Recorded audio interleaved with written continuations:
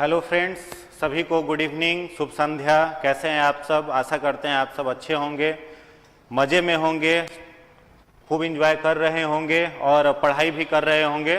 जैसा कि आप सभी लोग जान रहे हैं, बीपीएससी का एग्ज़ाम अब बहुत दिन नहीं रह गया। बहुत कम समय में आपकी पीटी की जो परीक्षा है, प्रीलिम्स की जो परीक्षा है, वो हो जाएगी। और जैसा कि कुछ लोग कहते हैं कि अगर ढंग से नहीं पढ़ाई किया तो ये एग्ज़ाम का जो पीटी होता है वो बहुत अनसर्टेन होता है, अनसर्टेनिटी अधिक होती है। लेकिन अगर आप लगातार मेहनत कर रहे हैं, लगातार पढ़ाई कर रहे हैं और इस चैनल से आप जुड़े हुए हैं तो निश्चित रूप से आपका धीरे धीरे इम्प्रूवमेंट होते रहेगा। और निश्चित मानिए, अगर लगातार मेहनत करते रहें, रूटीन वाइज अपनी पढ़ाई करते रहें, जो आपका स्केड्यूल है उसको बना करके आप उस पर काम करते रहें तो आपका रिजल्ट निश्चित है। चलिए एक बार देख लेते हैं कौन कौन लोग जुड़ चुके हैं। फटाफट वीडियो को अपने जितने सारे ग्रुप हैं आपके वहां शेयर कर दीजिए और बाकी जो लोगों को जोड़ दीजिए, सारे दोस्तों के पास, सारे फ्रेंड्स के पास वीडियो को आप शेयर कर देंगे। एक बार हम नाम देख लेते हैं सभी का। सभी लोग फटाफट जुड़ जाइए, अपने दोस्तों के पास वीडियो को शेयर कर दीजिए।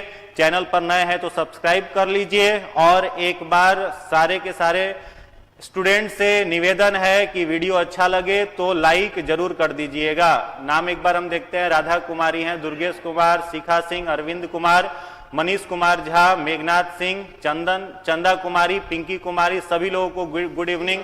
Ajay Kumar good evening, Santosh Kumar good evening, सभी लोगों को गुड इवनिंग। प्रीतम कुमार, नेहा शर्मा, सभी लोगों को गुड इवनिंग। 63 लोग जुड़े हुए हैं और कुछ लोग जुड़ जाएं, किसी का कोई क्वेश्चन न छूटे इसके लिए। बस अब कुछ ही देर में आप लोगों का साइंस क्विज शुरू होने वाला है।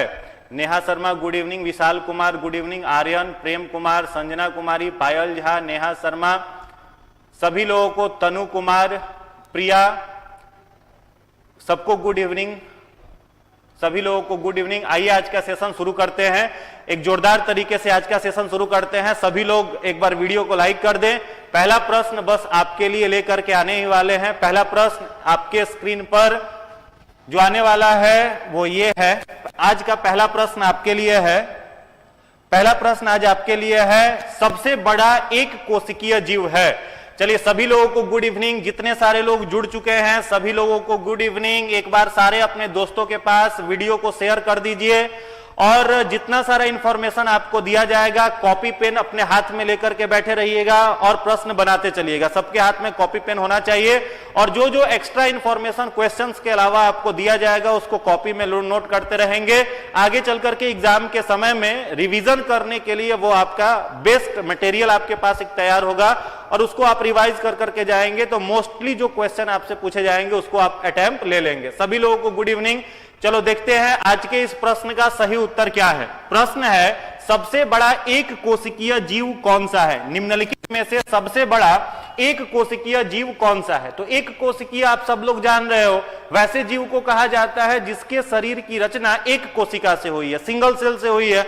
अब सिंगल सेल वाले ऑर्गेनिज्म में मोस्टली हम लोगों ने सुना है अमीबा का नाम, हम लोगों ने सुना है पैरामीशियम का नाम, लेकिन यहां पर ऑप्शन में अमीबा तो है, लेकिन यहां पर पूछा जा रहा है सबसे छोटा नहीं, आपसे पूछा जा रहा है सबसे बड़ा एक कोशिकीय सिंगल सेल वाले ऑर्गेनिज्म का नाम बताइए। चलिए, जितने सारे लोगों ने अमीबा कमेंट बॉक्स में लिखा है सभी लोगों का आंसर गलत है। डी भी बहुत सारे स्टूडेंट लिख रहे हैं जो कि राइट आंसर नहीं है। आज के इस प्रश्न का जो सही आंसर निकल करके आ रहा है वो होगा एसिटाबुलेरिया। एसिटाबुलेरिया जो होता है वो धरती पर पाया जाने वाला एक कोशिका का सबसे बड़ा जीव है। सबसे बड़ा जीव जो है वो एसिटाबुलेरिया है। अब अमीबा के बारे में अगर बात की जाए तो अमीबा जो होता है ये भी यूनिसेलुलर है। अच्छा चलो एक क्वेश्चन हम यहां से आपसे पूछना चाहेंगे। सिंगल कोशिका की संख्या के आधार पर कोशिका यूनिसेलुलर और मल्टीसेलुलर होती है, लेकिन कैसी कोशिका होती है जिसमें केंद्रक नहीं पाया जाता है? केंद्रक की उपस्थिति और अनुपस्थिति के आधार पर कोशिका को, सेल को कितने वर्गों में बांटा गया है? एक बार फटाफट कमेंट बॉक्स में आंसर कर देंगे। सारे लोग कमेंट बॉक्स में आंसर करेंगे कि कोशिका में केंद्रक के आधार पर कोशिका को कितने वर्गों में बांटा गया है। तो जिस कोशिका में केंद्रक होता है उस कोशिका को कहा जाता है यूकैरियोटिक कोशिका, और जिस कोशिका में केंद्रक नहीं होता है उस कोशिका को कहा जाता है प्रोकैरियोटिक कोशिका। ठीक है, तो कई बार आपको कंफ्यूजन होगा कि कौन सी कोशिका यूकैरियोटिक है, कौन सी कोशिका प्रोकैरियोटिक है। मान लो आपसे प्रश्न पूछा जाए कि फंजाई जो होता है वो यूकैरियोटिक है या प्रोकैरियोटिक है, तो ध्यान रखोगे धरती पर पाया जाने वाला प्रोकैरियोटिक जो कोशिका है उसमें इकलौता एक ही जीव आता है जिसे हम लोग कहते हैं बैक्टीरिया। क्या कहते हैं? बैक्टीरिया कहते हैं, और हिंदी में इसे बोला जाता है जीवाणु। तो जीवाणु जो होता है वह एक कोशिकीय जीव होता है और प्रोकैरियोटिक होता है, यानी उसमें किसी भी प्रकार की कोई कोशिका किसी भी प्रकार का कोई न्यूक्लियस नहीं पाया जाएगा, इसीलिए वो प्रोकैरियोटिक है। और यूकैरियोटिक जो वर्ड है यहां पर प्रो का मतलब हो जाएगा, प्रोकैरियोटिक में प्रो मतलब हो जाएगा बिफोर, और कैरियोटिक का मतलब हो जाएगा न्यूक्लियस, यानी वैसी कोशिका जिसमें केंद्रक नहीं है उसे प्रोकैरियोटिक। और दूसरा एक वर्ड आता है यूकैरियोटिक, तो ध्यान देंगे यूकैरियोटिक में जो यू वर्ड है इसका मीनिंग होता है ट्रू, और कैरियोटिक का मीनिंग होता है न्यूक्लियस, यानी वैसी कोशिका जिसमें न्यूक्लियस है वो यूकैरियोटिक। तो बैक्टीरिया को छोड़ करके बाकी जितनी भी कोशिकाएं हैं वे सारी की सारी कोशिकाएं कैसी होती हैं? तो वो सारी कोशिकाएं यूकैरियोटिक होती है। चलो, तो इसका राइट आंसर क्या निकल करके आ रहा है? एसिटाबुलेरिया। अगर मान लो आपसे हम एक प्रश्न पूछते हैं, कमेंट बॉक्स में आप आंसर देंगे, धरती पर पाया जाने वाला सबसे छोटा सेल कौन सा है? Smallest cell on the earth. Answer करेंगे smallest cell on the earth कौन सा है? धरती पर पाया जाने वाला सबसे छोटा कोशिका कौन सा है? फटाफट कमेंट करिए। धरती पर पाया जाने वाला सबसे छोटी कोशिका का नाम, कौन सी कोशिका ऐसी है जो सबसे छोटी होती है, उससे छोटी और कोशिका नहीं हो सकती है? धरती पर पाई जाने वाली सबसे छोटी कोशिका का नाम। चलो, राइट आंसर आने लगा। धरती पर पाए जाने वाली जो सबसे छोटी कोशिका है उस कोशिका को हम लोग कहते हैं PPLO, plain pleuropneumonia like organism. एक बैक्टीरिया का नाम है PPLO, जिसका मतलब होता है plain pleuropneumonia like organism, या फिर इसी को लिखा हुआ रहता है, इसी PPLO को कहा जाता है plain pleuropneumonia like organism या माइकोप्लाज्मा गैलीसेप्टिकम। Mycoplasma gallisepticum. तो जितने सारे लोगों ने PPLO दिया है या माइकोप्लाज्मा गैलीसेप्टिकम आंसर में दिया है, सभी लोगों का राइट आंसर है। चलिए अगले प्रश्न की तरफ आगे बढ़ते हैं। आज का जो दूसरा क्वेश्चन आपके लिए है, केंद्रक के अलावा कोशिका के किस कोशिकांग में DNA पाया जाता है? दूसरा प्रश्न आज आपके लिए है, केंद्रक ध्यान से बनाएंगे। केंद्रक में तो न्यूक्लियस होता है, सारे लोग जान रहे हो, और जिसमें केंद्रक है वो यूकैरियोटिक कोशिका है। अब केंद्रक के अलावा कौन से कोशिकांग में, कौन से सेल ऑर्गेनल में DNA पाया जाता है? फटाफट आंसर बताइए। केंद्रक के अलावा DNA कौन से कोशिकांग में पाया जाता है? केंद्रक के अलावा DNA कौन से कोशिकांग में पाया जाता है? कमेंट करके फटाफट आंसर बताइए। फटाफट फटाफट कमेंट कर करके आंसर बताते चलिए। चलिए देखते हैं इसका राइट आंसर। देखो, ताराकाय जो है सेंट्रोजोम, इसमें किसी भी प्रकार का कोई केंद्रक नहीं पाया जाता। Very good, very good. जितने सारे लोग डी आंसर कर रहे हैं सबका आंसर सही है। डीएनए जो होता है वो न्यूक्लियस के अलावा और कहां पर होता है? माइटोकॉन्ड्रिया में। और सारे लोग जान रहे हो यह माइटोकॉन्ड्रिया जो है इसको powerhouse of the cell भी कहा जाता है। माइटोकॉन्ड्रिया को हम लोग क्या कहते हैं? Powerhouse of the cell. तथा माइटोकॉन्ड्रिया को ही कहा जाता है site of cellular respiration. Site of cellular respiration यानी कोशिकीय श्वसन का केंद्र। हिंदी में कहें तो इसको कहेंगे कोशिकीय श्वसन का केंद्र भी किसे कहा जाता है? माइटोकॉन्ड्रिया को ही। हर एक कोशिका रेस्पायरेट कहां से करती है? वायवीय श्वसन कहां से होता है कोशिका में? तो वो आंसर निकल करके आएगा क्या? माइटोकॉन्ड्रिया। और न्यूक्लियस के अलावा डीएनए भी इस माइटोकॉन्ड्रिया में पाया जाता है। अब आपसे पूछा जाए गोल्जी बॉडी का फंक्शन क्या है, तो देखो गोल्जी बॉडी का खोज किया था कैमिलियो गोल्जी नामक एक वैज्ञानिक ने, और इस गोल्जी बॉडी का जो मेन फंक्शन होता है वो होता है सेक्रीशन। जो अलग अलग मेटाबोलाइट्स हैं उनको का यह सेक्रीशन करता है। लाइसोजोम के बारे में सारे लोग जान ही रहे हो, इसे लाइसोजोम को बोला जाता है सुसाइडल बैग। लाइसोजोम को बोला जाता है सुसाइडल बैग, आत्महत्या की थैली, लाइसोजोम को कहते हैं सुसाइडल बैग। अब एक प्रश्न अगर आपसे यहां हम पूछें कि लाइसोजोम ठीक है, suicidal bag of the cell है, आत्महत्या की थैली है कोशिका का, अब यह किसी कोशिका को किस प्रकार से मार देता है, कैसे मार देता है?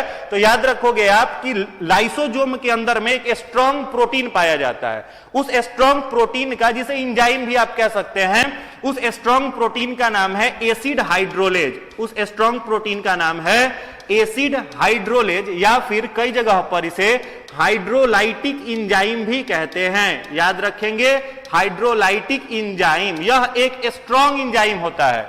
और जब कोशिका पर किसी भी प्रकार की मैकेनिकल इंजरीज होती है, यांत्रिक चोट लगता है, तो उसके अंदर का जो लाइसोजोम है वो बस्ट कर जाता है, फट जाता है।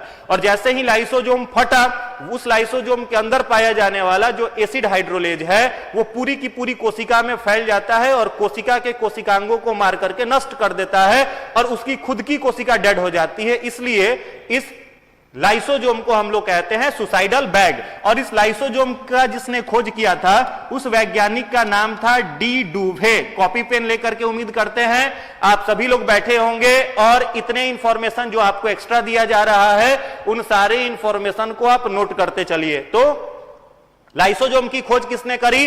डी डुवे ने की। इसको सुसाइडल बैग कहा जाता है। इसमें एसिड हाइड्रोलेज या हाइड्रोलाइटिक एंजाइम नाम के एक ही दोनों कॉमन नेम है। एक स्ट्रॉन्ग एंजाइम पाया जाता है जो मैकेनिकल इंजरीज के कारण बस्ट कर जाता है और अपने ही कोशिकांग को नष्ट कर देता है, मार देता है। चलिए अगले प्रश्न की तरफ आगे बढ़ते हैं।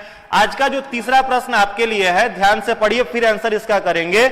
आज का प्रश्न है, प्रोटीन संश्लेषण में निम्न कोशिकांग में से किसकी भूमिका सबसे अधिक होती है? मित्रों, संश्लेषण जो वर्ड लिखा हुआ है इसका मतलब होता है निर्माण करना, टू बी फॉर्म, ठीक है? तो प्रोटीन का निर्माण करने में कौन सी कोशिकांग का महत्वपूर्ण योगदान है? कौन सी कोशिका ऐसी होती है जो प्रोटीन संश्लेषण का कार्य करती है? चलिए एक बार फटाफट, जितने सारे लोग चैनल पर जुड़ चुके हैं, वीडियो देख रहे हैं, एक बार लाइक कर दें और अपने सारे दोस्तों तक वीडियो को पहुंचा दें। ऐसा निवेदन आपसे, आपके पास जितने भी ग्रुप्स हैं, जो भी आपके मित्र तैयारी कर रहे हैं बीपीएससी का, उन तक यह वीडियो पहुंचे। हम लोगों का जो मेहनत है, इतने सारे कंटेंट और बेस्ट कंटेंट आपके लिए जो हम लोग लेकर के आते हैं, उसका फायदा ज्यादा से ज्यादा लड़कों तक, ज्यादा से ज्यादा लोगों तक पहुंचे। यही मिशन 50 आईएएस का सपना है। ज्यादा से ज्यादा बच्चे जो जुड़े हुए हैं, उन लोगों का सपना साकार हो, इस कारण से हम लोग इतना मेहनत कर रहे हैं। तो एक बार जोरदार तरीके से जितने सारे लोग जुड़ चुके हैं, फटाफट लाइक कर दे वीडियो को और अपने दोस्तों तक चैनल को पहुंचा दे, शेयर कर दे वीडियो को। चलो आज का तीसरा क्वेश्चन देखते हैं। प्रोटीन संश्लेषण में निम्न कोशिकांग में से किस कोशिका की कोशिकांग की भूमिका सबसे अधिक रहती है? ध्यान से आप बनाओगे तो तुरंत बनेगा। देखो, पहले इलिमिनेट करना सीखो। ऑप्शन आपको मिला, उसमें से छांट दीजिए कि कौन कौन ऑप्शन गलत है। देखिए, पहला ऑप्शन आपके पास है लाइसोजोम, तो अभी हमने बताया लाइसोजोम को बोला जाता है सुसाइडल बैग। सेंट्रोजोम का कोई मामला बनता ही नहीं है, तो यह ऑप्शन गलत हो गया। उसके द्रवी जालिका, जिसे हम लोग इंग्लिश में कहते हैं इंडोप्लाज्मिक रेटिकुलम। यह इंडोप्लाज्मिक रेटिकुलम दो प्रकार का होता है। एक होता है रफ इंडोप्लाज्मिक रेटिकुलम, दूसरा होता है स्मूथ इंडोप्लाज्मिक रेटिकुलम। अब ये रफ इंडोप्लाज्मिक रेटिकुलम का क्या मतलब है? किसी कोशिका में, कोशिका द्रव्य में अलग अलग जगह पर राइबोसोम्स पाया जाता है और कुछ राइबोसोम्स ऐसे होते हैं, जैसे मान लो यहां पर ये इंडोप्लाज्मिक रेटिकुलम है, ठीक है? मान लो इंडोप्लाज्मिक रेटिकुलम है। अब इस इंडोप्लाज्मिक रेटिकुलम के एक किनारे पर क्या होता है, जा करके ये क्या बैठ गया? तो एक इंडोप्लाज्मिक रेटिकुलम के किनारे पर बैठ गया क्या? राइबोसोम, जिसके चलते यह किनारा कैसा दिखने लगा? रफ। यह किनारा कैसा दिखने लगा? रफ। और उसी का दूसरा किनारा जो है वो आपको स्मूथ दिख रहा है। तो इंडोप्लाज्मिक रेटिकुलम कितने प्रकार के? एक राइबोसोम के सट जाने के कारण रफ दिखाई देता है और दूसरा राइबोसोम के अनुपस्थित होने के कारण स्मूथ दिखाई देता है। तो मान लो आपसे प्रश्न पूछा जा रहा है कि कोशिका का कौन सा भाग है जो प्रोटीन संश्लेषण का कार्य करता है? तो देखो, राइबोसोम्स तो सब लोग जान रहे हो, it is also called factory of protein. इसे प्रोटीन की फैक्ट्री कहते हैं। साथ ही साथ प्रोटीन निर्माण का यह कार्य करता है, प्रोटीन सिंथेसिस का कार्य करता है। अब इंडोप्लाज्मिक रेटिकुलम के देख रहे हो ना, इस किनारे पर क्या जुड़ गया है? क्या जुड़ गया है, राइबोसोम जुड़ गया है, तो ये किनारा भी जो है वो प्रोटीन संश्लेषण का कार्य करेगा। तो इसका जो राइट आंसर होगा वो होगा बी, अंतःद्रवी जालिका और राइबोसोम। जितने सारे लोगों ने बी आंसर किया है उन सभी लोगों का आंसर बिल्कुल ही सही है। चलिए अगले प्रश्न की तरफ आगे बढ़ते हैं। आज का जो तीसरा क्वेश्चन आपके लिए है वो है, वृक्क में प्रति मिनट औसत रक्त प्रवाह होता है। वृक्क में प्रति मिनट औसत रक्त प्रवाह होता है। वृक्क का मतलब फ्रेंड्स किडनी होता है। वृक्क को हम लोग क्या कहते हैं, किडनी कहते हैं। कई जगह पर इसे गुर्दा भी लिखा हुआ आपको मिलेगा, तो कंफ्यूज नहीं होइएगा। ब्राउनिश कलर का होता है, बीन के सीड के शेप का होता है और हम लोगों के एब्डोमेन के पेल्विक रीजन में यह लोकेटेड रहता है। इसका मेन काम किडनी का क्या होता है, यूरिया का निर्माण करना और यूरिया को शरीर से ब्लड से फिल्टर करना और बॉडी में यूरिन का फॉर्मेशन करना। ठीक है, तो यूरिया को यूरिन के माध्यम से शरीर से निकालने का काम जो है वो किडनी का है, पहला। दूसरा, रक्त का शुद्धिकरण भी कौन करता है, तो किडनी ही करता है। तो प्रश्न आपसे पूछ रहा है कि किडनी में प्रति मिनट औसत रक्त प्रवाह, कितना रक्त प्रवाह जो होता है। ऑप्शन ए है 100 सीसी, ऑप्शन बी है 1200 सीसी, फिर 200 सीसी और 500 सीसी। फटाफट कमेंट बॉक्स में आंसर बताएंगे, फटाफट आंसर बताएंगे। तो चलिए 1 मिनट में लगभग हमारा जो किडनी होता है, 1 मिनट में, जिन लोगों को दिख नहीं रहा है क्लियर, थोड़ा सा मोबाइल में पिक्चर क्वालिटी आप बढ़ा लीजिए, आपको दिखाई देगा। चलिए 1 मिनट में हमारा जो किडनी होता है लगभग 1 लीटर से अधिक ब्लड को क्या करता है, फ्लो करा देता है, प्यूरिफाई कर देता है। उसमें से वो क्या फिल्टर कर लेता है, यूरिया को फिल्टर कर लेता है। तो चलो इसका जो राइट आंसर होगा वो होगा 1200 सीसी। अगले प्रश्न की तरफ आगे बढ़ते हैं। आज का जो 5वां प्रश्न है वह है, अल्फा कैरेटीन एक प्रोटीन है जो कहां पाया जाता है। एक प्रोटीन है जिसका नाम है अल्फा कैरेटीन। इस प्रोटीन का नाम है अल्फा कैरेटीन। यह प्रोटीन जो होता है वह निम्नलिखित में से कहां पाया जाता है। ऑप्शन ए है रक्त में, ऑप्शन बी है त्वचा में, ऑप्शन सी है ऊन में, ऑप्शन डी है एग में, या फिर बीपीएससी का 5वां ऑप्शन। फटाफट कमेंट बॉक्स में आंसर बताइए, फटाफट आंसर बताइए, कमेंट बॉक्स में आंसर बताते चलिए। अल्फा कैरेटीन जो है एक प्रकार का प्रोटीन है जो कहां पर पाया जाता है। अल्फा कैरेटीन प्रोटीन जो है वो कहां पाया जाता है, फटाफट आंसर बताइए। इसका जो राइट आंसर निकल करके आ रहा है वो होगा आपका 5वां का ऑप्शन नंबर ई। ऑप्शन ई जो है उपरोक्त में से कोई नहीं जो है वो नहीं होगा, उपरोक्त में से एक से अधिक। देखो अल्फा कैरेटीन जो है 2 जगह पर पाया जाता है। यह बाल में भी, हम लोगों का जो हेयर है उसमें भी पाया जाता है, हम लोगों के त्वचा में भी पाया जाता है, और मैमल्स से जो ऊन प्राप्त किया जाता है उस मैमल्स के ऊन में भी पाया जाता है। इसलिए जो इसका राइट आंसर हो जाएगा वो हो जाएगा ई। त्वचा में भी है, ऊन में भी है, हम लोगों का बाल जो होता है उसमें भी है। तो इतने जगहों पर यह पाया जाता है। चलो आज का एक क्वेश्चन आप मेरे तरफ से बताइए, रक्त जो होता है इसमें कौन सा प्रोटीन पाया जाता है। ब्लड में कौन सा प्रोटीन पाया जाता है। चलिए आपके लिए एक प्रश्न है, ब्लड में कौन सा प्रोटीन पाया जाता है, ब्लड में कौन सा प्रोटीन पाया जाता है। फटाफट एक बार सारे फ्रेंड तक वीडियो को पहुंचा दीजिए, शेयर कर दीजिए, हाँ शेयर कर दीजिए वीडियो को। और जितने सारे लोग जुड़े हुए हैं अभी लाइक उतना नहीं है और बहुत सारे लोग चैटिंग में भाग भी नहीं ले रहे। जब तक आप टाइप कर करके कमेंट बॉक्स में आंसर नहीं बताएंगे तब तक फ्रेंड्स आपको याद होने वाला नहीं है याद होने वाला। इसलिए कमेंट बॉक्स में टाइप करिए, आंसर दीजिए, तब इस वीडियो का आपको ज्यादा से ज्यादा लाभ मिलेगा। तो चलो मैंने प्रश्न पूछा आपसे कि जो हम लोगों का रक्त है उस रक्त में कौन सा प्रोटीन पाया जाता है। रक्त में तो जानिए रक्त में जो होता है वो कौन सा प्रोटीन हो जाता है, एल्बुमिन नामक प्रोटीन जो होता है वो हम लोगों के ब्लड में पाया जाता है। एक दूसरा क्वेश्चन आपके लिए है कि अंडे के अंदर, एग के अंदर कौन सा प्रोटीन है। विच protein is found in egg, which protein is found in egg. तो इसका जो राइट आंसर होगा वो होगा ओवलबुमिन।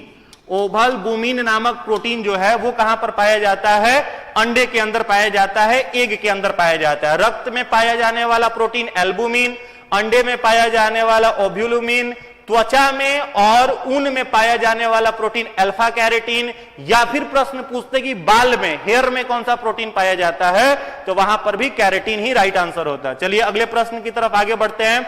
आज का जो पांचवा प्रश्न है आपके लिए, जीवन चक्र की दृष्टि से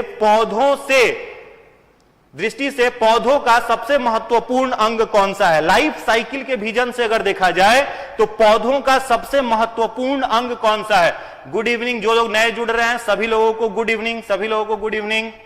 फटाफट चलिए अब क्विज में पार्टिसिपेट करिए, भाग लीजिए और इसका आंसर बताइए। क्वेश्चन नंबर 6 आपके स्क्रीन पर है। जीवन चक्र की दृष्टि से, लाइफ साइकिल जिसको कहते हैं, उस पॉइंट ऑफ व्यू से पौधों का कौन सा अंग सबसे महत्वपूर्ण होता है? क्या वह फूल है?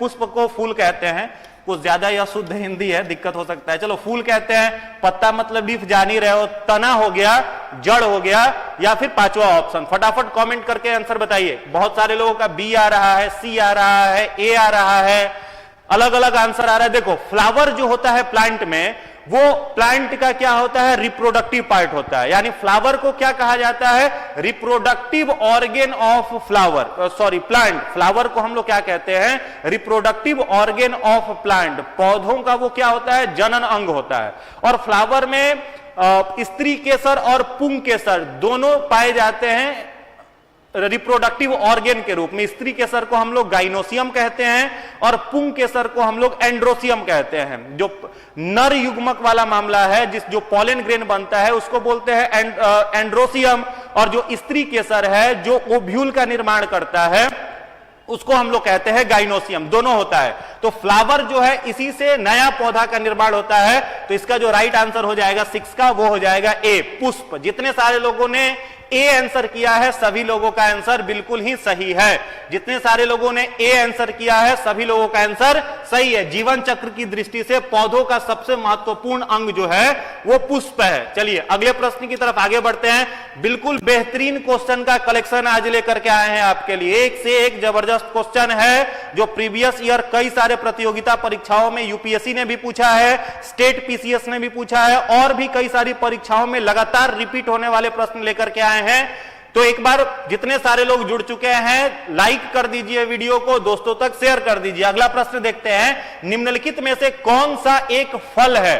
फल का नाम बताना है आपको। देख करके लगेगा सर यहां तो सब्जी का नाम आपने लिख दिया है, लगेगा आपको कि सर यहां पर तो सब्जी का नाम लिखा हुआ है, आलू है, मूली है, भिंडी है, शकरकंद है, ये तो सब्जी का नाम लिख दिया है आपने, और पूछ रहे हैं फल का नाम बताइए। लेकिन इसमें एक फल है, इसमें एक फल है। कुछ लोग डी कह रहे हैं, कुछ लोग भिंडी टाइप करके भेज रहे हैं। चलो अच्छी बात है, सब्जी के भी बारे में जानना चाहिए। कुछ सब्जियां ऐसी भी हैं जिन्हें फल कहा जाता है, कुछ सब्जियां ऐसी भी होती हैं जिन्हें फल कहा जाता है, कुछ सब्जियां ऐसी भी होती हैं जिन्हें फल कहा जाता है। तो देखिए इसका जो राइट आंसर है, अब देखो आलू जो होता है ये क्या होता है? Modified stem. आलू जो होता है यह क्या होता है? मॉडिफाइड स्टेम, तना होता है।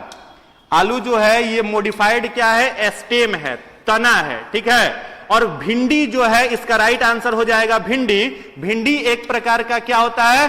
फल होता है। जबकि मूली और शकरकंद दोनों जड़ के उदाहरण है। मूली और शकरकंद दोनों किसके उदाहरण है? मॉडिफाइड रूट के, जड़ के उदाहरण है। और आलू जो है वो मॉडिफाइड स्टेम, तना का उदाहरण है। जबकि भिंडी जो है इसको हम लोग क्या कहते हैं? फल कहते हैं। चलो जितने सारे लोगों ने सी आंसर किया है सभी लोगों का सही है। सी आंसर करने वाले सभी लोगों का आंसर बिल्कुल ही सही है। चलिए आगे बढ़ते हैं अगले प्रश्न की तरफ। एक से एक बढ़िया बढ़िया क्वेश्चन आज आपके लिए है। 8वां प्रश्न आपके लिए है। निम्न में से कौन सा पौधे की जड़ों का कार्य नहीं है? ये 4 अलग अलग कार्य लिखे हुए हैं। आपसे प्रश्न पूछा जा रहा है कि जड़ का कौन कार्य इसमें से नहीं है। फटाफट देखते हैं पहले आंसर कौन देता है। इस क्वेश्चन का पहले आंसर कौन देते हैं, देखते हैं। कौन सा पौधों के जड़ों का काम नहीं है? प्रकाश संश्लेषण नहीं है, या जल का अवशोषण नहीं है, या पोषक तत्वों का अवशोषण नहीं है, या पौधों को सहारा देना नहीं है? फटाफट कमेंट बॉक्स में आंसर बताइए। ए ए ए, लगातार ए आने लगा, लगातार ए आंसर आ रहा है, लगातार ए आंसर आ रहा है। Very good very good very good, वाह मजा आ गया, मजा आ गया। बिल्कुल बिल्कुल। 8वां जो प्रश्न है, कौन सा पौधों के जड़ों का कार्य नहीं है? तो जड़ का काम क्या नहीं है? प्रकाश संश्लेषण नहीं है। प्रकाश संश्लेषण का जो केंद्र होता है वो क्या होता है? तो लीफ होता है। इस कारण से लीफ को कहा जाता है किचन ऑफ दी प्लांट। अब चलो बाकी के ऑप्शन पर काम करते हैं। देखिए अब यहां पर जो दूसरा ऑप्शन लिखा हुआ है जल का अवशोषण, यह काम किसका होता है? तो जल का अवशोषण करने का काम किसका है? जाइलम नामक ऊतक का है। और यह ऊतक कैसा होता है?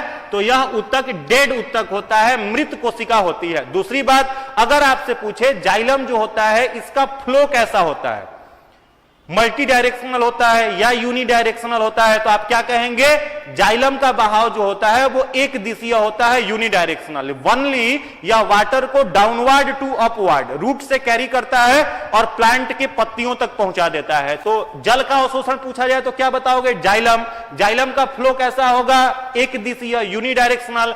और जाइलम कैसा ऊतक होता है? डेड होता है। दूसरा है सी ऑप्शन, पोषक तत्वों का अवशोषण। तो देखो पोषक तत्व जो होते हैं वह खनिज लवण होते हैं। तो खनिज लवण जल के साथ जाइलम ही कैरी करके पत्तियों तक पहुंचा देता है। और पौधों को सहारा देना, तो आप लोग अगर टिश्यू चैप्टर, ऊतक चैप्टर पढ़े होंगे तो 3 प्लांट टिश्यू का नाम आपने सुना होगा, पैरेनकाइमा, कॉलेनकाइमा और स्क्लेरन काइमा।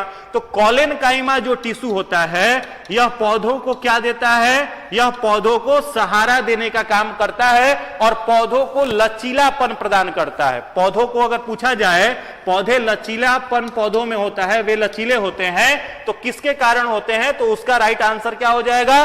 कॉलेनकाइमा हो जाएगा। ठीक है, तो चलिए इतना सारा इंफॉर्मेशन मिला, ये टर्म आप याद रखोगे। अगली बार क्वेश्चन में निश्चित रूप से ये आपसे हम पूछेंगे भी और परीक्षा में कई बार रिपीटेड है। पैरेनकाइमा कहां है? तो पत्तियों में है। कॉलेनकाइमा कहां है? तो पौधों को यह क्या करता है?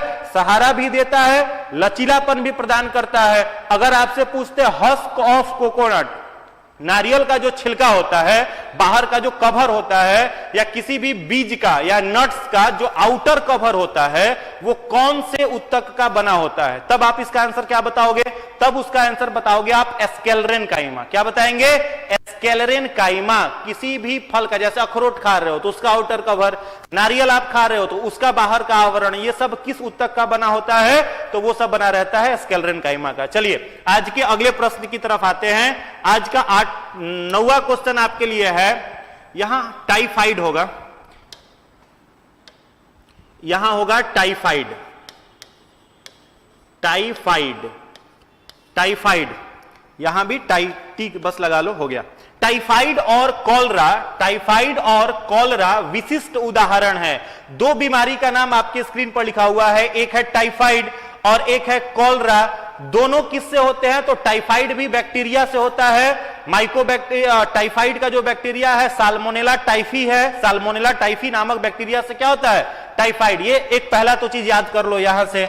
अगर आपसे पूछा जाए टाइफाइड किस बैक्टीरिया से होता है, तो टाइफाइड फैलाने वाले बैक्टीरिया का नाम साल्मोनेला टाइफी। साल्मोनेला टाइफी, इस बैक्टीरिया से क्या होता है? टाइफाइड। और कॉलरा जो बीमारी है यह एक बैक्टीरिया से होता है जिसको हम लोग कहते हैं विब्रियो कोलेरी। विब्रियो कोलेरी, तो साल्मोनेला टाइफी और विब्रियो कोलेरी ये 2 बैक्टीरिया का नाम है। तो बीमारी बैक्टीरिया का नाम है, और साल्मोनेला टाइफी से टाइफाइड और कॉलरा। तो पूछ रहा है इसमें से किससे होता है? फटाफट कमेंट में सी आंसर बहुत लोगों का आ रहा है। वाटर बॉर्न डिजीज, जलजन्य रोग, बिल्कुल बिल्कुल बिल्कुल, जितने सारे लोगों का आंसर सी है उनका आंसर बिल्कुल ही सही है। खराब पानी पीने से जो बीमारी फैलती है वो कौन सी होती है? कॉलरा। तो इसका जो राइट आंसर हो जाएगा वो हो जाएगा सी, जलजन्य रोग। वायुजन्य तो होगा नहीं, जैसे खराब पानी पीते हो तो टाइफाइड हो जाता है, या फिर आप देखते होंगे कि जहां पर बाढ़ आ जाता है तो गवर्नमेंट वहां पर फूड पहुंचा पाए या ना पहुंचा पाए, लेकिन पानी का बोतल जरूर पहुंचाती है। क्यों पहुंचाती है? ताकि वहां का जो पानी होता है अंडरग्राउंड वाटर वो प्रदूषित हो जाता है। अब जितने सारे लोग वो पानी पिएंगे, पता चला सबको कॉलरा हो गया और एक बार में पूरा का पूरा गांव खत्म। ये पहले महामारी के रूप में कॉलरा आता था, जहां पर भी फ्लड आता था, बाढ़ आता था, वहां ये महामारी की तरह से आता था। तो कॉलरा और टाइफाइड दोनों कैसे रोग हैं? दोनों कैसे रोग है? जलजन्य रोग है। चलो आज का एक क्वेश्चन मेरे तरफ से आपके लिए है, बताओ किसी को अगर टाइफाइड हुआ तो डॉक्टर कौन सा जांच कराने के लिए कहता है? कौन सा टेस्ट टाइफाइड में डॉक्टर प्रिस्क्रिप्शन पर लिखता है कि पेशेंट कराए? टाइफाइड के जांच का नाम बताइए फटाफट। कमेंट बॉक्स देख रहे हैं, फटाफट आंसर बताइए। टाइफाइड जो होता है उसका जांच डॉक्टर क्या लिखता है? हाँ बिल्कुल, कॉलरा को ही हैजा बोलते हैं। अविनाश कुमार, कॉलरा को ही हैजा बोलते हैं। कमेंट बॉक्स में फटाफट बताइए, फटाफट कमेंट बॉक्स में जी नोटिफिकेशन आपके क्लास का नहीं आता, जाता है जी, सभी को नोटिफिकेशन जाता है। आप बेल आइकन प्रेस नहीं किए होंगे, बेल आइकन को चैनल पर प्रेस कर लेंगे। Widal test, Widal test, Widal, बिल्कुल बिल्कुल सही जवाब है। अगर किसी को टाइफाइड हो जाता है तो डॉक्टर कौन सा जांच लिखता है? Widal test. डॉक्टर कौन सा जांच लिखता है? विडाल। नाम लिख लीजिएगा। टाइफाइड का जो जांच है, टेस्ट है, वो विडाल टेस्ट है। वेरी गुड, आप लोगों की तैयारी बहुत बेहतर है, बहुत बेहतर आपकी तैयारी है। चलिए अगले प्रश्न की तरफ आगे बढ़ते हैं। आज का 10वां क्वेश्चन है H1N1 विषाणु। ये H1N1 जो लिखा हुआ है, ये इन्फ्लुएंजा वायरस का एक स्ट्रेन है। एक वायरस होता है जिसका नाम है इन्फ्लुएंजा। इस इन्फ्लुएंजा वायरस का एक स्ट्रेन है, एक प्रजाति है। जैसे कोविड आया था तो कोरोना में आप सुन रहे थे कि उसका अलग अलग स्ट्रेन था, कभी अल्फा वेरिएंट था, कभी डेल्टा था, कभी डेल्टा प्लस था, कभी ओमिक्रॉन आया। वैसे ही इन्फ्लुएंजा वायरस का एक स्ट्रेन है जिसका नाम है H1N1। इस वायरस के कारण प्रायः समाचार पत्रों में निम्नलिखित में से किस एक बीमारी के संदर्भ में उल्लेख किया जाता है? एड्स, बर्ड फ्लू, डेंगू या swine flu? AIDS, bird flu, dengue या स्वाइन फ्लू? डी लगातार बर्ड फ्लू कुछ लोग कह रहे हैं, कुछ लोग स्वाइन फ्लू कह रहे हैं, कुछ लोग बर्ड फ्लू, कुछ लोग स्वाइन फ्लू। इसमें आप लोग कंफ्यूज्ड हैं, बर्ड फ्लू और स्वाइन फ्लू में कंफ्यूज्ड हैं। स्वाइन फ्लू जो है उसको पिग इन्फ्लुएंजा भी कहते हैं, और बर्ड फ्लू भी जो है वो इन्फ्लुएंजा वायरस के कारण ही होता है। दोनों जो है वो इन्फ्लुएंजा से होने वाले रोग हैं, लेकिन H1N1 जो स्ट्रेन है इन्फ्लुएंजा का, इससे होता है स्वाइन फ्लू। और एक और नाम याद रखोगे, इस स्वाइन फ्लू को पिग इन्फ्लुएंजा भी कहते हैं। स्वाइन फ्लू को क्या कहते हैं? Pig influenza. चलो एक मेरे तरफ से एक क्वेश्चन है, अगर यहां हम H1N1 न लिखे और लिख देते H5N1 नामक स्ट्रेन से कौन सी बीमारी होगी, तो कमेंट कर करके आंसर बताइए। अगर यहां H5N1 लिखा हुआ रहे तो इस वायरस से कौन सी बीमारी होती है बताएंगे। चलिए फटाफट कमेंट में बताइए, H5N1 वायरस से कौन सी बीमारी होगी? वाह, आप लोग तो कमेंट में चिड़िया भी उड़ा दिए, वेरी गुड। चिड़िया का फोटो बना करके बता दिया, वेरी गुड। चिड़िया का फोटो बना दिया, इसका मतलब आंसर क्या हो जाएगा इसका? Bird flu. H5N1 से अगर पूछा जाए कौन सी बीमारी होगी तो बर्ड फ्लू होगी, और यह बर्ड फ्लू भी किसका स्ट्रेन है? तो इसी इन्फ्लुएंजा का स्ट्रेन है। बहुत बहुत धन्यवाद जिसने चिड़िया उड़ा दिया, हाँ वेरी गुड। मुर्गी का भी फोटो बना दिया, वाह मुर्गी से ही फैलता है तो मुर्गी ही बना दिए। चलो अगला क्वेश्चन है, क्वेश्चन नंबर 11। अल्कोहल जल मिश्रण से जल को अलग किया जा सकता है। अल्कोहल और वाटर का अगर मिक्सचर है तो उसमें से वाटर को कैसे सेपरेट किया जाएगा? अल्कोहल और वाटर का मिक्सचर है, उसमें से अल्कोहल को हम कैसे सेपरेट करेंगे? निस्तारण द्वारा, वाष्पन द्वारा, आसवन द्वारा या ऊर्ध्वापातन के द्वारा? चलिए फटाफट कमेंट बॉक्स में आंसर बताइए। अल्कोहल जल मिश्रण से जल को अलग कैसे करेंगे? निस्तारण द्वारा, वाष्पन द्वारा, आसवन द्वारा या ऊर्ध्वापातन के द्वारा? फटाफट कमेंट बॉक्स में आंसर बताइए फटाफट। तो इसका जो राइट आंसर हो जाएगा वो हो जाएगा डिस्टिलेशन या आसवन। आसवन विधि के द्वारा करेंगे। चलो एक नया क्वेश्चन आपके लिए है, कैम्फर जो होता है कपूर, उसके बारे में जान रहे हो? उसको सॉलिड फॉर्म में अगर हम लोग जलाते हैं तो वो लिक्विड फॉर्म में कन्वर्ट ना होकर के डायरेक्ट गैसियस स्टेट में बदल जाता है, तो उस प्रक्रिया को क्या कहते हैं? ऑप्शन आपके पास यही 4 है, निस्तारण, वाष्पन, आसवन और ऊर्ध्वापातन। इसी में से कोई एक आंसर होगा। अगर कैम्फर को हम लोग हवा की उपस्थिति में जलाएं तो वो सॉलिड से डायरेक्ट गैसियस फॉर्म में बदलता है, उस प्रक्रिया को क्या कहते हैं? चलिए ऊर्ध्वापातन। ऊर्ध्वापातन आंसर आने लगा, sublimation. Very good, very good. जो कैम्फर का अगर एग्जाम्पल आपसे पूछा जाए तो उसका आंसर हो जाएगा ऊर्ध्वापातन। कैम्फर एक एग्जाम्पल है जो सॉलिड स्टेट से डायरेक्ट किसमें कन्वर्ट हो जाता है? गैसियस स्टेट में कन्वर्ट हो जाता है। चलिए अगले प्रश्न की तरफ आते हैं। आज का 12 नंबर क्वेश्चन आपके लिए है, पीरियोडिक टेबल का एक ग्रुप है जिस ग्रुप को हम कहते हैं हैलोजन ग्रुप। ठीक है, हैलोजन ग्रुप। अब हैलोजन नाम क्यों दिया गया है? क्योंकि हैलोजन का मतलब होता है नमक। समुद्र के पानी में जो नमक प्राप्त होता है वही नमक लगभग इस हैलोजन फैमिली में पाए जाने वाले, हैलोजन ग्रुप में पाए जाने वाले एलिमेंट्स में भी पाया जाता है, इसीलिए उसको हैलोजन कहा जाता है। तो प्रश्न है, हैलोजन ग्रुप में सबसे अधिक अभिक्रियाशील रिएक्ट करने वाला एलिमेंट कौन सा है? फ्लोरीन है, क्लोरीन है, ब्रोमीन है या आयोडीन है? फ्लोरीन, क्लोरीन, ब्रोमीन या आयोडीन? चलिए अभी ऊर्ध्वापातन वाले क्वेश्चन पर हैं बहुत लोग। चलिए नया क्वेश्चन आ चुका है, 12 नंबर क्वेश्चन, 12 नंबर क्वेश्चन आ चुका है। जितने सारे लोग जुड़ चुके हैं सबसे रिक्वेस्ट है, अगर अच्छा लग रहा है आपको सेशन तो फटाफट एक बार लाइक कर देंगे, और जितने सारे दोस्त, कई सारे लोगों के पास अगर नोटिफिकेशन नहीं पहुंच पाया होगा तो आपकी मोरल ड्यूटी है कि कम से कम आप उन तक नोटिफिकेशन पहुंचा दे ताकि वो इस वीडियो का लाभ ले सके। चलिए क्वेश्चन है, हैलोजन में सबसे अधिक अभिक्रियाशील धातु कौन सी है? कौन सी का सा तत्व जो है वो ज्यादा अभिक्रियाशील है? इसका आंसर बताएंगे। तो 12 नंबर का जो आंसर हो जाएगा, बचपन से ही आप पढ़ते रहे होंगे, क्या हो जाएगा? फ्लोरीन। तो जितने सारे लोगों का ने ए टिक किया है उन सब लोगों का आंसर सही है। जितने लोगों ने ए टिक किया है उन सारे लोगों का आंसर सही है। हैलोजन फैमिली में सबसे अधिक अभिक्रियाशील एलिमेंट जो है वो है आपका ऑप्शन ए फ्लोरीन। चलिए अगले क्वेश्चन की तरफ आगे बढ़ते हैं। आज का 13 नंबर क्वेश्चन है, स्वर्णकार जिसे गोल्ड स्मिथ कहा जाता है, गोल्ड स्मिथ, उसके द्वारा प्रयोग में आने वाला एक सॉल्यूशन है जिसको कहते हैं एक्वारेजिया, जो सोना को भी पिघला दे। सोना को भी यह क्या कर सकता है? पिघला सकता है, गला सकता है। जिसका पिघलने का टेम्परेचर बहुत हाई है उसको भी पिघलाने का काम कौन करता है? एक्वारेजिया। ठीक है, तो एक्वारेजिया जो बनता है वह कैसे बनता है? 4 ऑप्शन है, नाइट्रिक अम्ल और सल्फ्यूरिक अम्ल, नाइट्रिक अम्ल और हाइड्रोक्लोरिक अम्ल, सल्फ्यूरिक अम्ल और हाइड्रोक्लोरिक अम्ल, सिट्रिक अम्ल और बेंजोइक अम्ल। फटाफट कमेंट कर करके आंसर बताइए। चलिए फटाफट देखते हैं कितने लोगों का कमेंट आ रहा है। बहुत सारे लोगों का बी आ रहा है, कुछ लोग सी भी कह रहे हैं। सब लोग कमेंट करेंगे, जितने सारे 437 लोग देख रहे हैं, और इसमें कमेंट जो है वो बहुत कम लोग कर रहे हैं। सब लोग कमेंट करिए तब जाकर के आपका तैयारी बेहतर होगा, और टाइप करिए आंसर। सी डी जो आप लोग लिख रहे हैं टाइप करोगे तो अधिक याद हो जाएगा, वो टाइप करने के साथ ही याद हो जाता है, मेमोरी जो हमारा होता है उसको कैच कर लेता है। चलिए तो 13 नंबर क्वेश्चन का आंसर बताइए फटाफट। तो जितने सारे लोगों ने बी आंसर किया है उन सब लोगों का आंसर बिल्कुल ही सही है। नाइट्रिक अम्ल और हाइड्रोक्लोरिक अम्ल जिसका रेशियो होता है 1:3। 3 जो 1 होता है वो नाइट्रिक अम्ल का हो गया, और हाइड्रोक्लोरिक अम्ल का जो अनुपात हो गया वो कितना हो गया?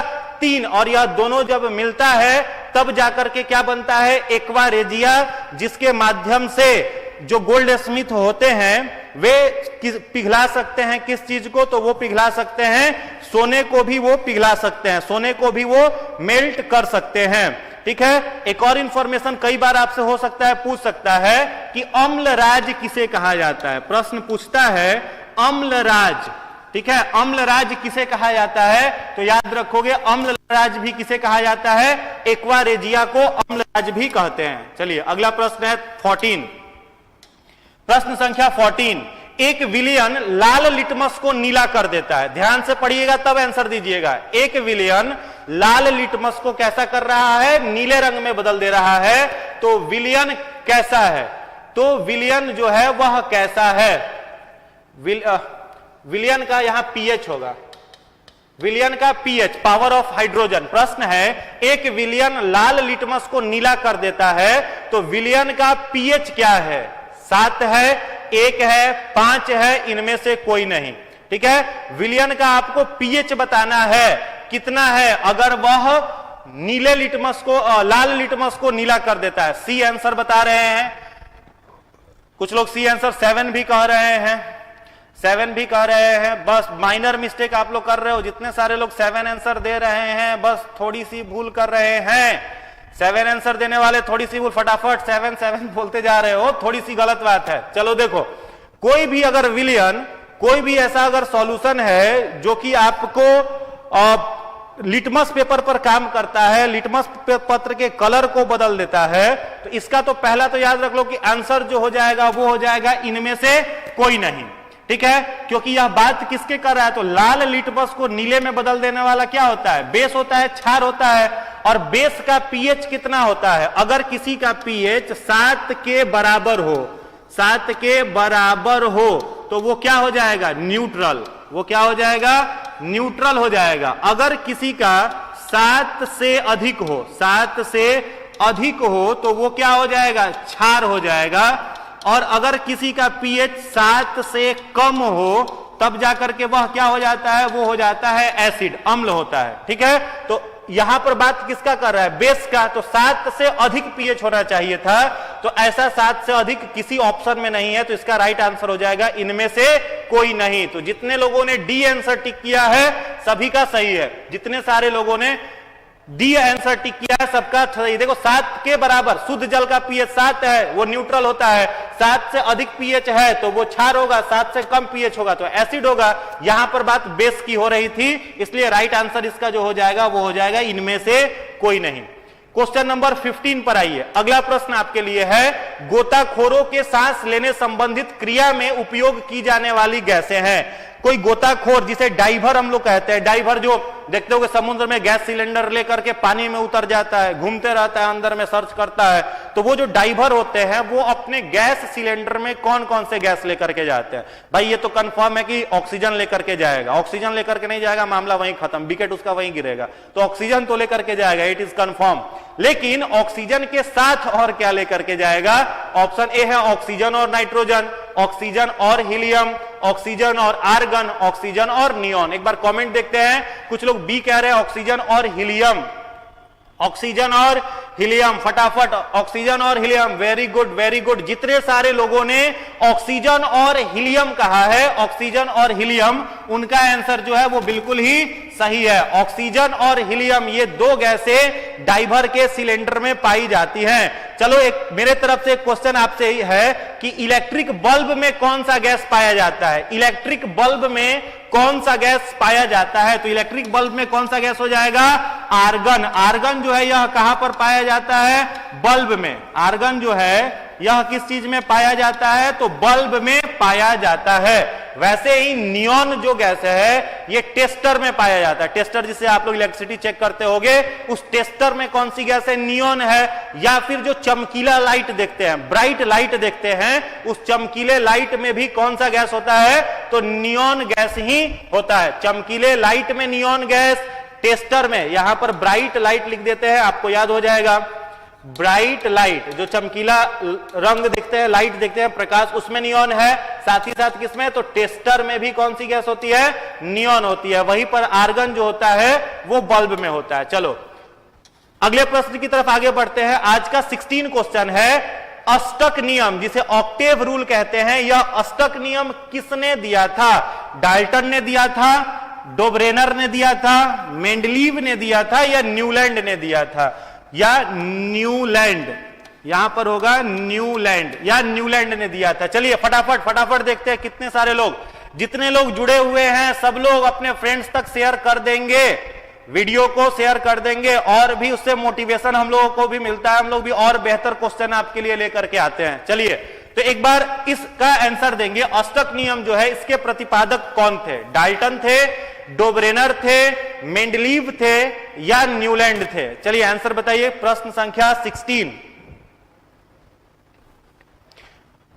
डी। तो इसका राइट आंसर जो हो जाएगा वो क्या हो जाएगा, डी। वेरी गुड, जितने अधिकांश लोगों का आंसर डी है। ठीक है, ऑक्टेव रूल जो था वो किसने दिया था, न्यूलैंड ने। अब चलो एक क्वेश्चन है जिसका आंसर इसी में है, father of modern periodic table, who is known as father of modern periodic table. Periodic table के जनक किसे कहा जाता है, चलिए कमेंट कर करके आंसर बताएंगे।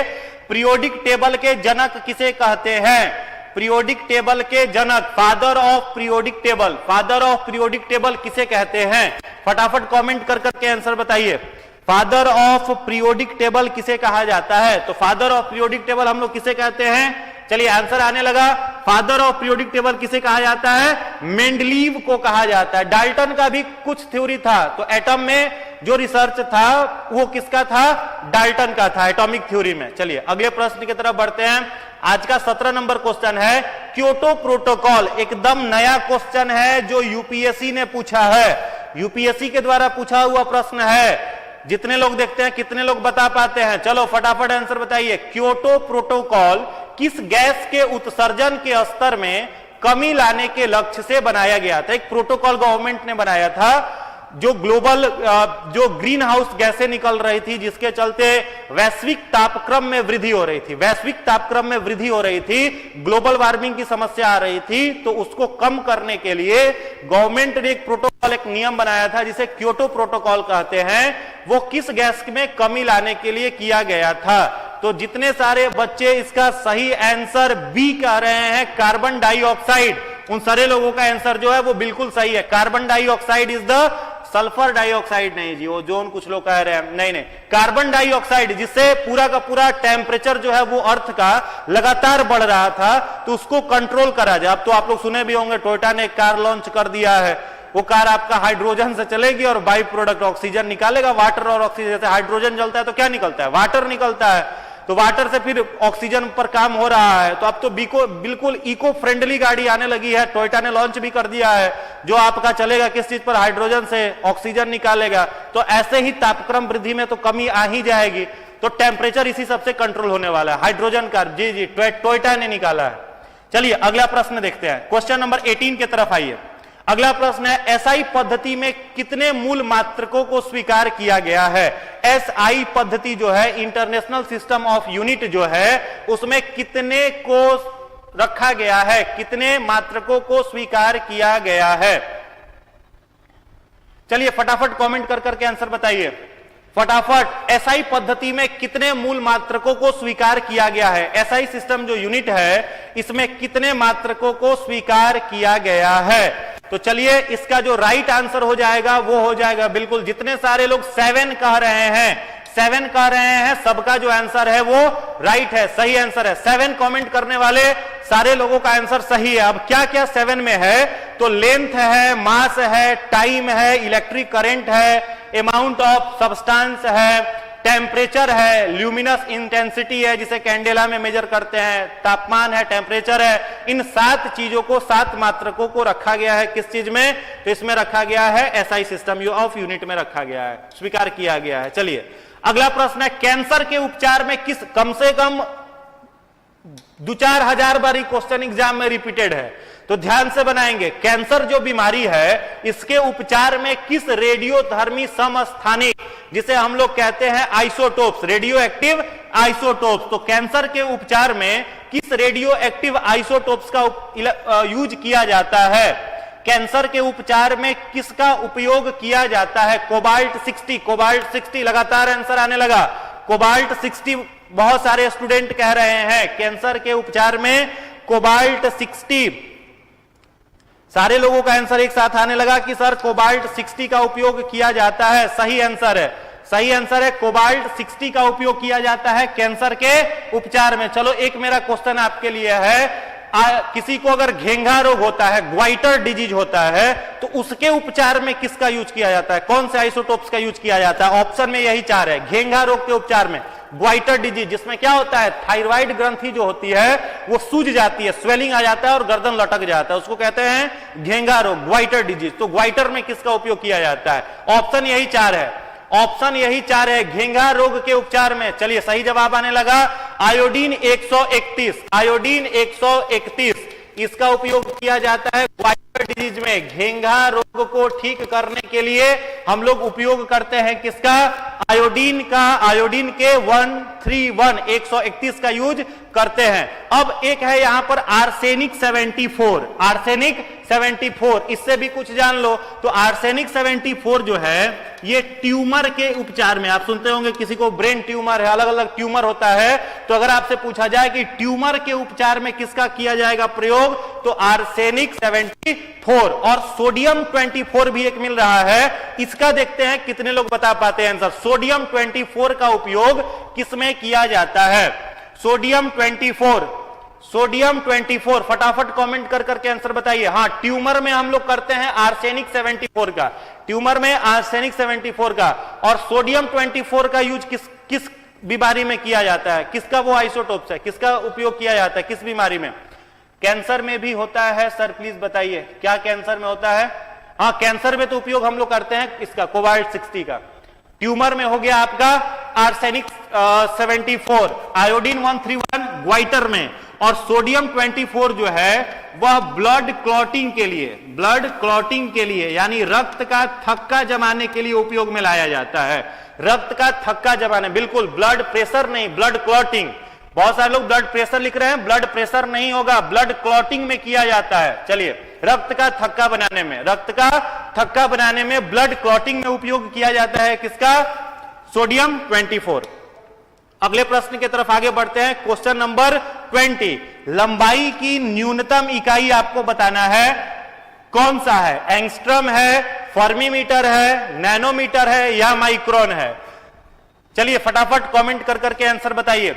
लंबाई जो होता है लेंथ, उसका सबसे न्यूनतम मतलब सबसे छोटा इकाई, लंबाई को आप कहोगे मीटर में, नहीं तो मीटर तो बड़ा इकाई हो गया, सबसे छोटा इकाई जो होता है लंबाई का, लेंथ का, वो इसमें से क्या है? एंगस्ट्रम है, फर्मीमीटर है, नैनोमीटर है या माइक्रोन है?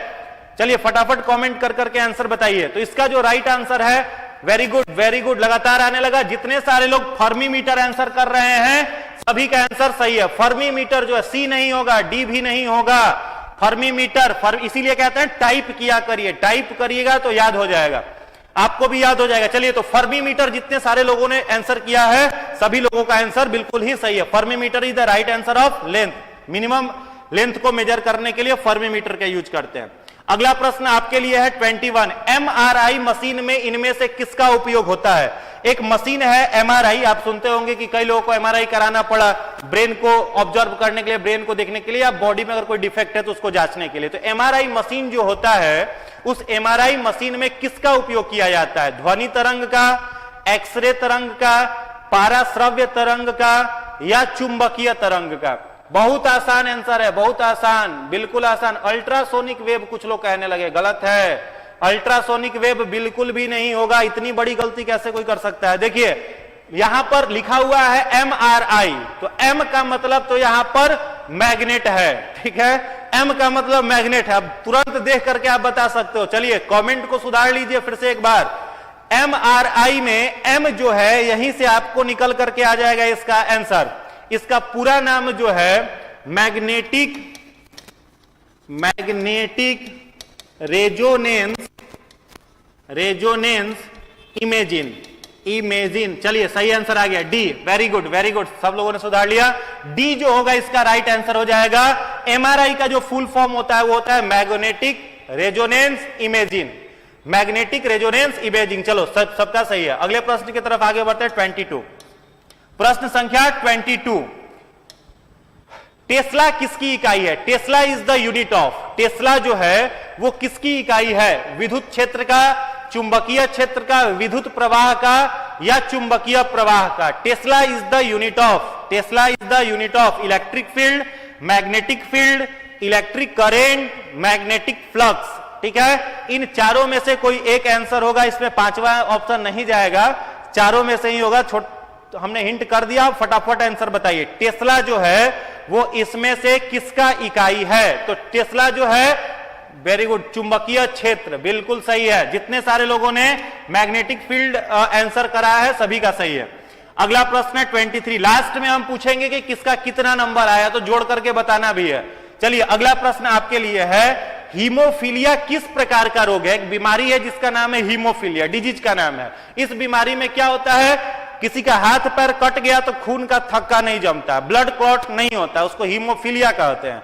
सूजन वगैरह भी शरीर में आने लगता है। तो हीमोफीलिया रोग जो है वो किस प्रकार का रोग है? धातु रोग है, अनुवांशिक रोग है, स्त्री रोग है या गठिया रोग है? हीमोफीलिया में क्या होता है? चलिए, हीमोफीलिया में क्या होता है? अनुवांशिक रोग है, बिल्कुल सही जवाब है। जितने लोगों ने अनुवांशिक कहा है सभी का आंसर सही है। एक जेनेटिकल डिसऑर्डर है क्या? हीमोफीलिया। चलिए अगले प्रश्न की तरफ आगे बढ़ते हैं। अंतरिक्ष में भेजा गया भारत का पहला उपग्रह, रिपीटेड क्वेश्चन है, चलिए फटाफट इसका आंसर दीजिए। जेनेटिकल डिसऑर्डर हो गया हीमोफीलिया, बिल्कुल जेनेटिकल डिसऑर्डर होता है हीमोफीलिया। अगला प्रश्न है आपके लिए, अंतरिक्ष में भेजा गया भारत का पहला उपग्रह, उपग्रह मतलब सैटेलाइट, लिखा हुआ है नीचे, इंग्लिश में लिखा हुआ है, उपग्रह मतलब सैटेलाइट। सैटेलाइट जो भारत के द्वारा अंतरिक्ष में पहला भेजा गया था उसका नाम बताना है।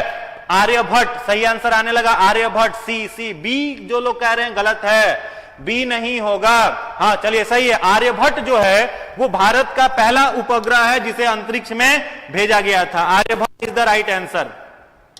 एप्पल वगैरह तो ऐसे ही नहीं होगा यार, ऐसे ही आप याद कर लोगे, भारत के आर्यभट्ट थे तो पहला उपग्रह वही होगा। चलिए अगला प्रश्न आपके लिए है, निम्नलिखित में से ऐसे प्राणी की पहचान कीजिए जिसमें रक्त नहीं होता है। यहां थोड़ा सा मिसप्रिंट है, जिसमें रक्त नहीं होता है, जिसमें रक्त नहीं होता है लेकिन वह श्वसन करता है। एक ऐसे ऑर्गेनिज्म का नाम बताना है जिसमें ब्लड नहीं है फिर भी वो रेस्पिरेशन करता है। चलो फटाफट आंसर बताओ। हाइड्रा, हाइड्रा कुछ लोग कह रहे हैं, कुछ लोग अमीबा कह रहे हैं, कुछ लोग मछली भी कह रहे हैं। सी आ रहा है आंसर, डी भी आ रहा है। चलिए देखते हैं इसका आंसर, देखते हैं। निम्नलिखित में से ऐसे प्राणी की, ऐसे ऑर्गेनिज्म की पहचान करनी है जिसमें ब्लड नहीं है। तो ब्लड का क्या काम है, देखो रेस्पिरेशन में ब्लड का क्या क्या काम है। तो ब्लड में एक पिगमेंट होता है रेड कलर का जिसको हीमोग्लोबिन कहते हैं, और हीमोग्लोबिन किस में होता है, आरबीसी में। और हीमोग्लोबिन होने के कारण ही आरबीसी का एक नाम दिया गया है इरिथ्रोसाइट्स, रंगीन कोशिका। और रंगीन कोशिका हीमोग्लोबिन होने के कारण ही आरबीसी ब्लड के अंदर, आरबीसी के अंदर ऑक्सीजन कैरी कर करके अलग अलग कोशिकाओं में पहुंचाता है। तो अगर आपसे पूछे रक्त का कौन सा भाग ऑक्सीजन, कार्बन डाइऑक्साइड और न्यूट्रिएंट्स इनका परिवहन करता है, और ऑप्शन में दिया हुआ रहे आरबीसी, डब्ल्यूबीसी, प्लेटलेट्स और प्लाज्मा, तो आप किसे टिक करेंगे, तो आप टिक करेंगे सीधे किसको, आरबीसी को। ठीक है, तो यहां पर प्रश्न पूछ रहा है रक्त नहीं है फिर भी श्वसन होगा। तो देखो मछली में रक्त होता है ना, तिलचट्टा में रक्त, कॉकरोच में, तो कहोगे रक्त तो नहीं होता, लेकिन मारने पर तिलचट्टा को देखना व्हाइट कलर का एक फाइबर्स निकलता है जिसे हम लोग हीमोसियानिन कहते हैं। ठीक है, क्या कहते हैं, हीमोसियानिन, तो वो उसमें है, व्हाइट ब्लड उसको हम लोग कह सकते हैं। हीमोसियानिन कॉकरोच में भी है। केचुआ में ब्लड से रिलेटेड पिगमेंट इसमें भी पाया जाता है, अर्थवर्म में भी। और हाइड्रा जो होता है इसका राइट आंसर हो जाएगा जिसमें ब्लड नहीं है। तो जितने सारे लोगों ने डी आंसर टिक किया है उन सभी का आंसर सही है, हाइड्रा इसका राइट आंसर होगा। अगले प्रश्न पर आते हैं, निम्न में से किसके द्वारा पेनिसिलिन का उत्पादन संभव है। पेनिसिलिन का उत्पादन निम्नलिखित में से किसके द्वारा संभव है। फटाफट एक बार वीडियो को लाइक कर दीजिए, जितने सारे लोग चैनल अभी अभी जुड़े हैं लाइक कर दीजिए, एक पॉजिटिव मोटिवेशन मिलता है और अच्छे अच्छे प्रश्न आपके लिए लेकर के आने के लिए हम लोग मोटिवेट होते हैं। तो एक बार फटाफट लाइक कर दीजिए और फ्रेंड्स तक वीडियो को आप शेयर कर देंगे। चलिए, निम्न में से किसके द्वारा पेनिसिलिन का उत्पादन संभव है। देखिए पेनिसिलिन जो है ये एक प्रकार का क्या है, एंटीबायोटिक है। पेनिसिलिन एक प्रकार का क्या है, एंटीबायोटिक है। एंटीबायोटिक का मतलब वह होता है जो बैक्टीरिया के खिलाफ लड़ाई लड़ता है, बैक्टीरिया को मार देता है और बैक्टीरिया से होने वाले रोगों से बचाता है, उसे क्या कहते हैं हम लोग, एंटीबायोटिक। तो एक प्रकार का एंटीबायोटिक है। सबसे पहला एंटीबायोटिक याद करोगे, फर्स्ट एंटीबायोटिक जो धरती पर बना था वो कौन बना था, तो पेनिसिलिन बना था। किससे बना था, तो एक फंजाई से बना था जिसका नाम था पेनिसिलियम। क्या नाम था, पेनिसिलियम। पेनिसिलियम नामक फंजाई से बना था। ठीक है, और यह पेनिसिलियम नामक फंजाई की खोज जिस वैज्ञानिक ने की थी उनका नाम था अलेक्जेंडर फ्लेमिंग। उनका नाम था अलेक्जेंडर फ्लेमिंग। तो चलिए इतना सारा इंफॉर्मेशन मिला, तो इसका जो राइट आंसर होगा, सवाल तो होगा नहीं, पौधा बैक्टीरिया होगा नहीं, बैक्टीरिया से तो खुद मारता है ये, तो इसका जो राइट आंसर हो जाएगा वो हो जाएगा फफूंद और फंगस। तो जितने सारे लोगों ने सी आंसर टिक किया है सभी का सही है, जितने सारे लोगों ने सी आंसर टिक किया है सभी का सही है। चलो ये भी इंफॉर्मेशन याद रखोगे, सबसे पहला एंटीबायोटिक पेनिसिलियम नामक फंजाई से खोजा गया था, इसकी खोज की थी अलेक्जेंडर फ्लेमिंग ने। चलिए अगला प्रश्न है 27। जीवाणु जनित रोग नहीं है। जीवाणु का मतलब बैक्टीरिया, जीवाणु का मतलब बैक्टीरिया। निम्नलिखित में से कौन बैक्टीरिया से होने वाली बीमारी नहीं है। ऑप्शन ए है टेटनेस, लेप्रोसी, प्लेग, इन्फ्लुएंजा। चलिए फटाफट कमेंट करिए, फटाफट देखते हैं, फटाफट एक बार कमेंट कर दीजिए, देखते हैं कितने सारे लोग इसका आंसर दे पाते हैं। चलिए डी आंसर आने लगा, डी। कुछ लोग बी कह रहे हैं, कुछ लोग डी बी, लेप्रोसी दोनों कह रहे हैं, लेप्रोसी भी कह रहे हैं। लेप्रोसी तो बैक्टीरिया से होता है, माइकोबैक्टीरियम लेपेरी से लेप्रोसी होता है। इन्फ्लुएंजा कुछ लोग कह रहे हैं, कुछ लोग ए भी कह रहे हैं। ए डी लगातार कंफ्यूजन बना हुआ है। चलो देखते हैं टेटनेस जो है, टेटनेस, ये किससे होने वाला रोग है? बैक्टीरिया से। इसके कॉजेटिव एजेंट का नाम है माइकोबैक्टीरियम टिटेनी या बैसिलस टिटेनी। माइकोबैक्टीरियम टिटेनी याद रखेंगे। लेप्रोसी जो है, जिसे कुष्ठ रोग कहा जाता है, माइकोबैक्टीरियम लैपेरी से होता है ये कुष्ठ रोग, ठीक है। इसमें हड्डियां जो होती हैं वो टेढ़ी हो जाती हैं, स्किन जो होता है वो श्रिंक्ड कर जाता है, कुष्ठ रोग इसको हिंदी में कहते हैं। प्लेग जो होता है वो चूहा वगैरह अगर काट लिया या उसका जूठा खा लिया तो प्लेग हो गया, तो बैसिलस पेस्टिस नामक बैक्टीरिया से होता है। तो ये भी किससे हो गया? आपका बैक्टीरिया से हो गया। और बैसिलस पेस्टिस से प्लेग होता है, इसका नाम है बैसिलस पेस्टिस। तो ये भी क्या है? एक प्रकार का बैक्टीरिया है। और इन्फ्लुएंजा इसका राइट आंसर हो जाएगा। इन्फ्लुएंजा रोग जो है वो वायरस से होता है, ठीक है। तो जितने सारे लोगों ने डी आंसर टिक किया है सभी लोगों का सही है। डी आंसर टिक करने वाले सभी लोगों का सही है। प्रश्न संख्या 28 पर आते हैं। 28 है, ऑक्सीजन संचरण का मानव शरीर में सही क्रम क्या है? ऑक्सीजन हम लोगों के शरीर में किस प्रकार से आगे बढ़ता है? ऑक्सीजन का ट्रांसपोर्ट किस सीरीज में हम लोगों के बॉडी में होता है? ऑप्शन ए है रक्त फेफड़ा उत्तक, बी है उत्तक रक्त फेफड़ा, फेफड़ा रक्त उत्तक सी है, डी है रक्त उत्तक फेफड़ा। चलिए कमेंट करके फटाफट आंसर बताइए। कुछ लोग सी कह रहे हैं, कुछ लोग डी कह रहे हैं। सी डी में कंफ्यूजन बना हुआ है, डी सी लगातार इसी में कंफ्यूजन है। चलिए प्लेग भी कुछ लोग कह रहे हैं, अभी तक प्लेग में ही है आप। चलिए क्वेश्चन नंबर 28 देखो, ऑक्सीजन संचरण का मानव शरीर में सही क्रम क्या है? तो सबसे पहले ऑक्सीजन कहां पर आएगा? फेफड़ा में आएगा। फेफड़ा के बाद कहां जाएगा? रक्त में जाएगा। रक्त के बाद कहां पहुंचेगा? टिश्यू में पहुंचेगा। ये तो उल्टा हो गया, पहले रक्त में कहां से चला जाएगा, तो ये तो गलत हो गया। उत्तक में पहले कहां? ये भी गलत हो गया। रक्त में डायरेक्ट, ये भी गलत हो गया। पहले लंग्स में लोगे। चलो राइट आंसर इसका क्या हो जाएगा? सी। जितने सारे लोगों ने सी आंसर टिक किया है सभी का आंसर सही है। 29 एक बार फटाफट लास्ट क्वेश्चन की तरफ हम लोग आ रहे हैं, ध्यान से और पूरे एंजॉय के साथ इसको बनाइए। मॉडर्न जेनेटिक्स के पिता कौन है? Who is the father of modern genetics? ध्यान से बनाओगे सही होगा। थोड़ा सा भी कंफ्यूज हुए ये आंसर गलत हो जाएगा। मॉडर्न जेनेटिक्स पूछा जा रहा है आपसे। मॉडर्न जेनेटिक्स के जनक कौन है? Who is the father of modern genetics? फटाफट कमेंट बॉक्स में बताइए। टाइप करके ए बी नहीं लिखेंगे, टाइप करेंगे। मेंडल हैं, डब्ल्यू बेटेसन है, लुइस पास्चर हैं या एच जे मुलर हैं? फादर ऑफ मॉडर्न जेनेटिक्स कुछ लोग मेंडल कह रहे हैं, कुछ लोग बेटसन भी कह रहे हैं, कुछ लोग मेंडल बेटसन दोनों कह रहे हैं। चलिए देखते हैं, लुइस पास्चर भी कुछ लोग कह रहे हैं। तो देखो मॉडर्न जेनेटिक्स जो है ये वो जेनेटिक्स नहीं है। केवल अगर आपसे पूछा जाता है जेनेटिक्स के फादर कौन है, who is the father of genetics, तब आप क्या कहते हैं? Gregor John Mendel. लेकिन पूछा गया है फादर ऑफ मॉडर्न जेनेटिक्स, तो मॉडर्न जेनेटिक्स के जो फादर हैं वो हैं डब्ल्यू बेटसन। तो इसका राइट आंसर जो हो जाएगा वो क्या हो जाएगा? W Bateson is the father of modern genetics. W Bateson is the father of modern genetics. और जो जेनेटिक्स शब्द है वो जेनेटिक्स शब्द भी किसके द्वारा दिया गया था? 1905 में जेनेटिक्स शब्द देने वाले वैज्ञानिक भी जो है वो बेटसन ही है। इन्होंने जेनेटिक्स शब्द दिया था। कब दिया था? तो 1905 में। ऐसे ईसा शताब्दी आपकी परीक्षा में नहीं पूछता। तो मेंडल नहीं टिक करना है, अभी मेंडल ही आप लोग कह रहे हो। Mendel is the father of genetics, अनुवांशिकी के जनक। फादर ऑफ मॉडर्न जेनेटिक्स कौन है? W Bateson. डब्ल्यू बेटसन 1905 में इन्होंने जेनेटिक्स शब्द दिया था। चलिए अगला प्रश्न देखते हैं, लास्ट क्वेश्चन आज का। फटाफट आंसर करिए और पूरे ध्यान से करिए। रुधिर के प्लाज्मा में निम्नलिखित में से किसके द्वारा एंटीबॉडी निर्मित होती है?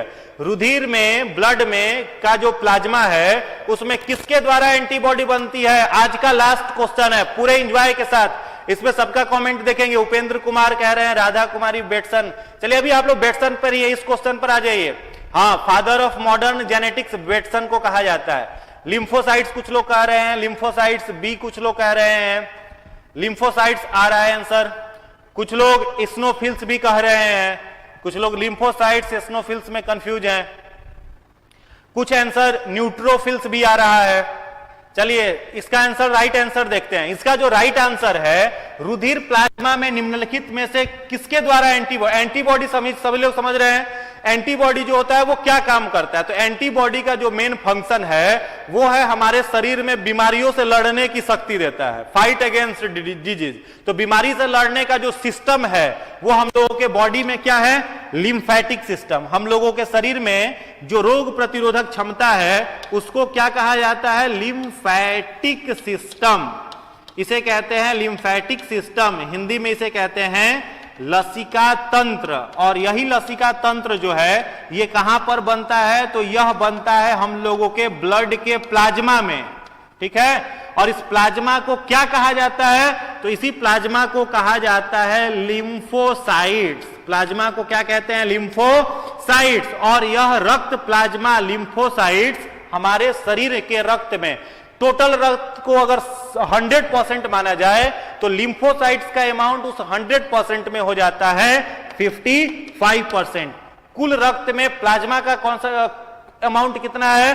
55% प्लाज्मा है। और अगर पूछा जाए इस प्लाज्मा में जल कितना परसेंट है, वाटर कितना परसेंट है, तो याद रखोगे इसमें 90% जो है वो क्या है?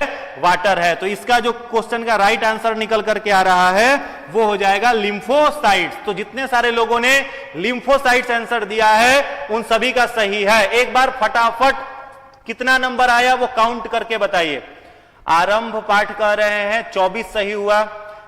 चलिए फटाफट 24 बिल्कुल। चंदा कुमारी 30 में 25 सही हुआ। चलिए 25 से 30 फटाफट एक बार कमेंट करके बताइए कि किसका कितना सही हुआ।